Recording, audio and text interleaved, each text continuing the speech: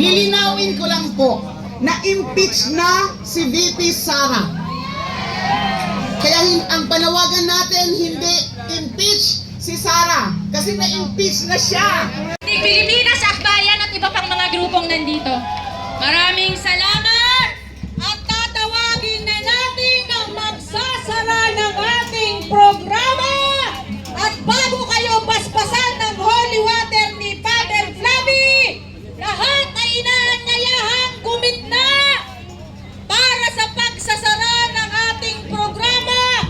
Tinatawagan ko na ang kongresista, party list representative ng mamamayang liberal, isa sa simbolismo ng mga kababaihang matapang, hindi pasisihin, higit sa lahat sa araw na ito, malaya kasama Laila de Lima. Kung dito ka sa ibabaw. So inaasahan ko na ko iba na nasa ilalim ng puno na tapupunan sa gitna para po sa waling speaker natin.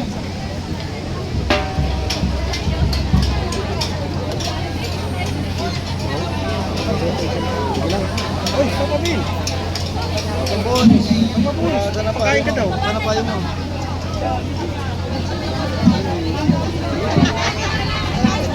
Ibinibigay na po si Kong Laila de Lima! Salamat po, magandang umaga po sa ating lahat. Eto na naman tayo, makikibaka na naman tayo para sa tama at para sa makatotohanan at makatarungan. Lilinawin ko lang po na impeach na si VP Sara. Kaya ang panawagan natin, hindi impeach si Sara kasi na-impeach na siya ng House of Representatives.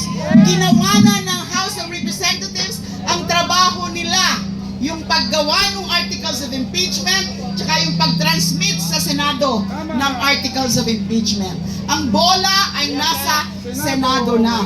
Pero nakita naman natin sa mga nakaraang araw kung anong mga pagpapalusot ang mga ginagawa ng ilan sa mga miyembro ng ating Senado.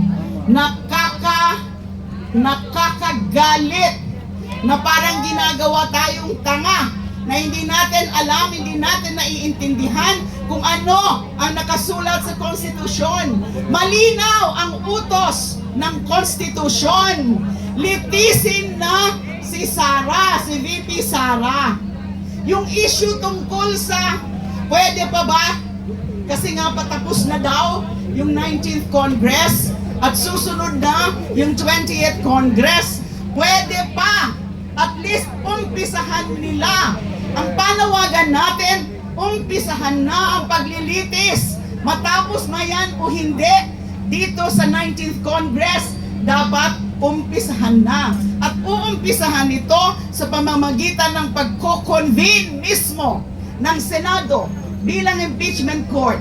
Manumpa sila bilang senator judges. Bago pa man gawin nila yung mga preliminary matters like issuance of the summons, tsaka yung pagpapasagot kay VP Sara as respondent, tsaka yung pre-trial, dapat manumpa muna. Kung pwede ngayong araw na, kung pwede ngayon na, o kaya at the latest sa Miyerkules, June 11, mag-convene na kayo. Litisin nyo na si VP Sara. Tingnan nyo yung ebidensya. Hindi yung ganyan. Grabe yung pagpapalusot nila. Sundan ko rin yung sinabi kanina ni Paeng na yung tungkol nga doon sa sinasabing timeline ni Senator Francis Tolentino. It is a joke. Yes. Ano yan eh? Lalong linoloko tayo eh. Correct. Inupuan nila ng halos 4 na buwan. Tapos sisiksikin nila yung proseso, yung proceedings. Imagine, bibigyan lang ng 2 araw ang prosecution tsaka yung defense para magpresenta ng kanilang ebidensya. Ano yan? Kahit sino hong litigator, kung sino ang abogado, tanungin nyo na sanay sa mga kaso, sa mga trial, Hindi po yan reasonable.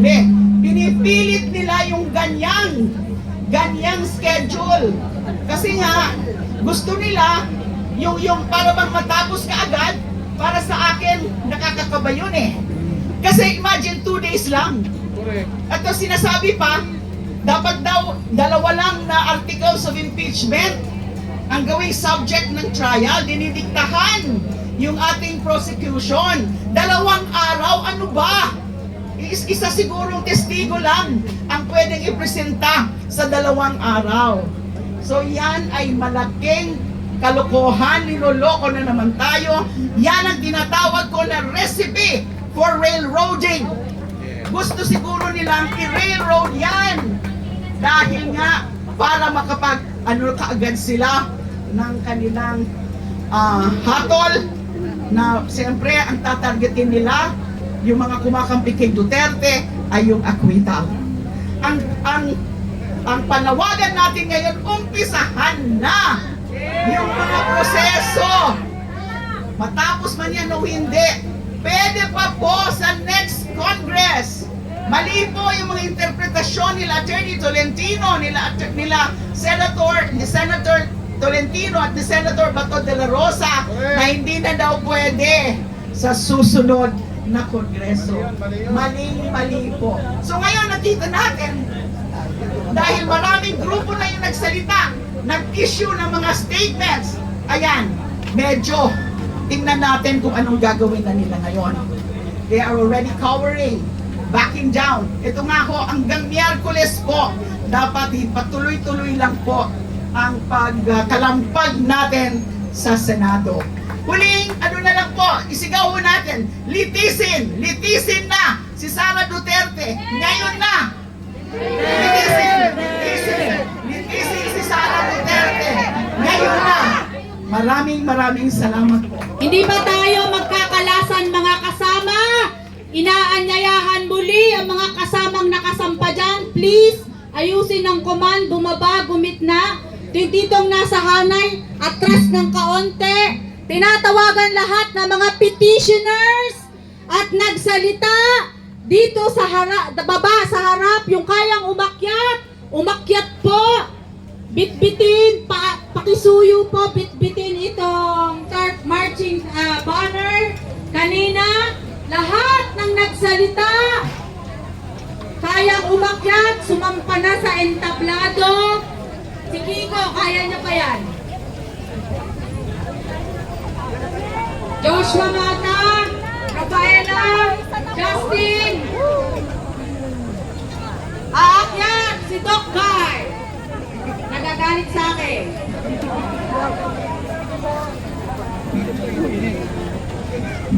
Mga kasama, atras ng kaunti. Atras. Putik kita mamukhaan. Buhatin, pasensya na. Atras ang formasyon. Atras. Yung mga kasama ulit sa ilalim ng puno. Yung mga organization, marshals and command nyo. Please, pamabain nyo. Sa Awit ako. na lang.